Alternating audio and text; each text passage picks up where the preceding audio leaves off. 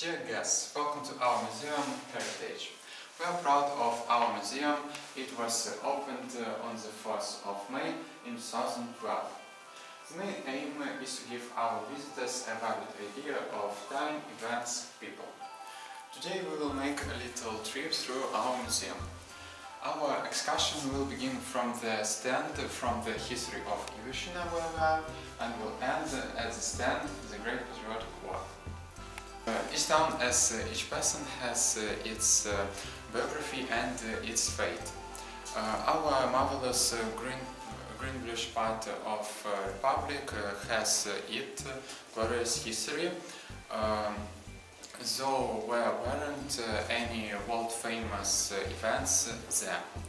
We are proud of our past and always talk willingly about our historical heritage and hardworking ancestors. A lot of historians consider Ivye to be one of the oldest settlements on the territory of Belarus. We are at the stand from the depths of ages. In the 70s of last century, scientists investigated the site of ancient settlement. There are flint tools, fragments of ceramic, iron and leather products in our museum. Ivye was founded in the 1444 and in the 16th century it became the center of Reformation. One of the currents of Reformation in Belarus was Arianism. Since 1537 the Arian Church was operating in Ivye. Ivye Arian Academy was founded by Jan Kiška in 1585. The famous humanist, teacher, poet Jan Nemcovsky was appointed the rector of the academy. Not only children of the Arians, but also Orthodox and Catholics studied in the academy. They studied philosophy, history, law, medicine, mathematics and physics, languages, rhetoric, ethics. The next exposition is Ivye Multi-Confessional. The most numerous in the city is the Catholic denomination. Originated in the 15th century, it is almost the same age as the city. The Catholic Church, the Church of St. Peter and Paul, was built around 1495. The Bernardine Monastery with its Peter and Paul Chapel was founded by Nikolai Kiška, 1631. The church has been restored recently and near the gate of the church, there are beautiful sculpture of Jesus Christ. The chapel is situated on the hill, so as to be seen from different points of the town. The Orthodox Church is the youngest in our town. It was built in 1994. The Patriarch of Moscow and all of Rus visited it in July 1995. The church was consecrated in honor of Martyr Baby Gabriel of Białystok. Our exposition is represented by religious attributes of the Orthodox Church: banners, prayer books, church utensils.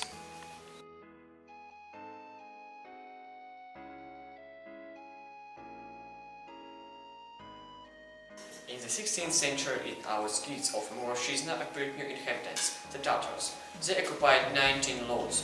Their heirs became native in Belarusian land, so it's not surprising that one of the Ivye streets a mosque stands. It's an outstanding monument of Fugan architecture of the 19th century. Our mosque is also known far abroad. It is visited by the representatives of Islam from Libya and Morocco. Tatars are Muslims. They practice Islam. The source of the religious knowledge of the Tatar population in Ivye is their written language, which is preserved from handwritten Khetabs and Hamayas. Tatar books are written and read from right to left. The text begins where Slavic peoples ends. Here you see the Tatar Hamayal. It looks like a little book. All pages are written in Arabic letters. There are separate chapters from the holy book of Muslims, the Quran. Also, is every Tatar's house there are necessarily mughers. Is from image of mosque with elements of prayer that hang on the walls. Mughers made by local master Wolforovich in the first half of the 20th century are kept in our museum, as well as the mughir brought from Turkey and beginning of the 21st century. Tatars celebrate all their holidays according to the lunar calendar. In our museum there is a handwritten version of such a calendar. There is a cupola from old spire of the mosque, as well a wooden candlestick. Before World War II, 70% of city Ivye population were Jewish. At the end of 19th-20th centuries, Ivye had wooden houses. In 1929, a fire started in the store of Jew Couplet. As a result, almost the wooden houses, the 3 streets of Jewish quarter were burnt out. The synagogue was also burned. In 1930, another fire occurred. Burned, the Jewish quarter was reborn. House built in a Dutch style have survived to this day. 3 synagogues were built for the rich, middle peasants and the poor. Synagogues are buildings are preserved, but today they don't function. A horror thing happened on the Jews on the 12th of May 1932. Hundreds of them were shot down. They were buried in a brotherly grave near the village of Stonovich. In the center there is an unusual monument to the 4 confessions of the city. It was opened in 2012, and each side looks toward the temple of prayer house of a practical religion or confession. On the Catholic part of the moon is placed a Greek anagram of Christ, and the image of Saint John Paul II, and his words opened the door to Christ. On the Orthodox, the face of Jesus, the coin of the region, and the quote from Gospel, I am the way and the truth and the life. In the Jewish memorial and greeting, peace to you, and the Islamic and Christian moon of the Quran. And now I invite you to visit the Belarusian peasant house. This exposition is the interior of peasant house of the 19th and early 20th century. At the entrance to the house we see the stove. It took up an important and honorable place. This stove is heated the house, people cooked, slept and had a rest on it. Near the stove we see the furnace equipment. There, in the front corner of the peasant house there was a red corner. The name of the corner red means beautiful, bright and good. On the shelf near the red corner, people put the most beautiful household items. It was the most honorable place, the spiritual center of the house. It was a great honor to sit in this corner. At the top, near the ceilings, with images of Jesus Christ and icons. The red corner was beautifully decorated with beautiful towels. All the dishes in the peasant house were wooden and pots were earthenware. There was not much furniture in this hut, but it didn't differ in its variety. A table, bench and shelves for dishes. Wooden beds appeared in the 19th century. Pillows and mattresses were originally packed with hay or straw. The beds were covered with special woven bedspreads. The pillows were also decorated with beautiful napkins. It's a pitcher. The vessel is well known. It usually kept milk because it wasn't long sour and in the heat it was cold. It's a jug. It's older than a pitcher. They look like brothers, but the jug is without handle and it doesn't have a spot. In every yard there was a lot of baskets, large and small, old and new. In every peasant house could be seen walking showers. They called them bass sandals. Men usually made bass sandals. Bass sandals did well both at work and in the dance. If you look attentively, you will see a collection of flat iron. They worked on coal. In winter, the peasant house was transformed into a craft workshop. In the long evenings, people made spoons and dishes, bass sandals. They spun, wove, sewed and embroidered clothes. One of the most ancient crafts of Belarusian is weaving.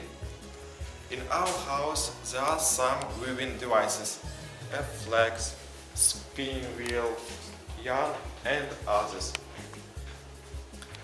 As you see, the life of our ancestors was difficult, but they hadn't lost the sense of beauty. Towels or rushniki didn't only decorate the interior of the house, they were also widely used in Belarusian rites, and nowadays we also greet ghosts with bread and salt on a beautiful towel. Ivye suffered a lot. The courage and heroism was shown by the inhabitants of our area during the Great Patriotic War. For the first day of the war, defensive battles took place in the Ivye region.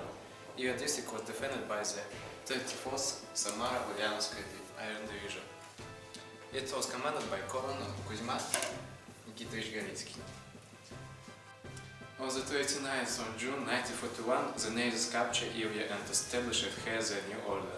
They introduced special permits and document Ivye to trace the movement of people. During the years of occupation, 5 villages were burned with their residents. Bakshty, Vereshchiki, Matyukovshchina, Yatoltovich, Kovalyova. Some villages didn't survive after the war. The inhabitants of our region took an active part in the partisan and underground struggle against the invaders. There were 16 partisan detachments and brigades on the territory of Ivye district. This exhibition present a theme of partisan life. Lanterns, a mug, bottles of wax.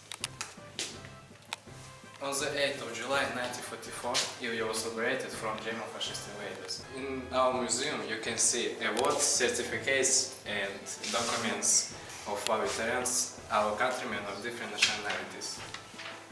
Tata Safarevich Rim Suleimanovich, Russian Masenkov Vasily Petrovich, Belarusian Vilem Zdzislav Ivanovich, and others. Today we pay tribute to all people who gave their life for the freedom of our motherland.